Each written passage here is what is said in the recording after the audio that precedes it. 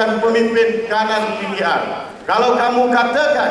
wilayah persekutuan ini sebagai kubu kuat kamu, dan kita di wilayah persekutuan akan pastikan wilayah persekutuan ini akan menjadi kubur penamat kepada perjuangan tiga-tiga pemimpin PKR ini.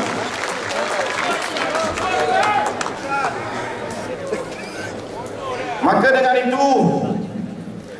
UMNO wilayah persekutuan menyeru kepada semua umat Melayu dan Islam, bersatu hatilah kita menolak game plan yang diatur oleh Pakatan Pembangkang ini, kerana dan jangan sekali-kali hak yang ada dipergadaikan untuk DAP dan pembangkang yang sedang bercita-cita untuk menjadikan Melayu melukut di tepi gantang dan kedaulatan agama Islam sebagai agama rasmi telah pun dilemparkan kepada pemimpin UMNO. Sehingga apa juga perkara baik yang kita lakukan telah disalah tafsir sehingga menyebabkan kekeliruan di kalangan rakyat. Kita merasa sedih, kita merasa cukup sedih dan bersimpati dengan serangan fitnah berbagai sudut yang ditujukan kepada pemimpin utama negara, terutamanya kepada Yang Amat Berhormat Presiden dan keluarga, begitu juga kepada Yang Amat Berhormat Timbalan Presiden. Serangan fitnah secara terancang dan tersusun pembangkang terhadap pemimpin UMNO menunjukkan mereka cukup terdesak dan gentar dengan pendekatan dan pelan transformasi yang sedang dilakukan. Ditambah lagi dengan pendekatan secara sederhana melalui konsep wasatiyah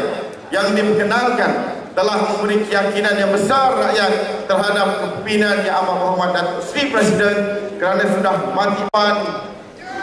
daripada Datuk Alwi, wakil daripada Kelantan, di dalam perbahasan ucapan dasar Presiden, yang saya kira satu ucapan yang cukup menusuk kalbu dan ingatan yang diberikan haruslah kita faham secara baik, terutamanya dengan perumpamaan kisah pemindangan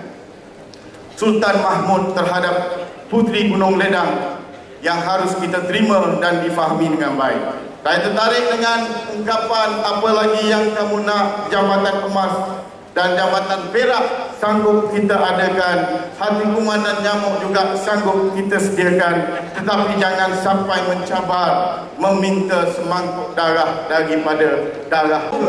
terhadap sebarang tindakan yang dibuat oleh kerajaan, dan berbandingkanlah dengan dalam mempertahankan dua perkara asas ini adalah usaha yang betul, kerana nasib Melayu akan hanya mampu terbela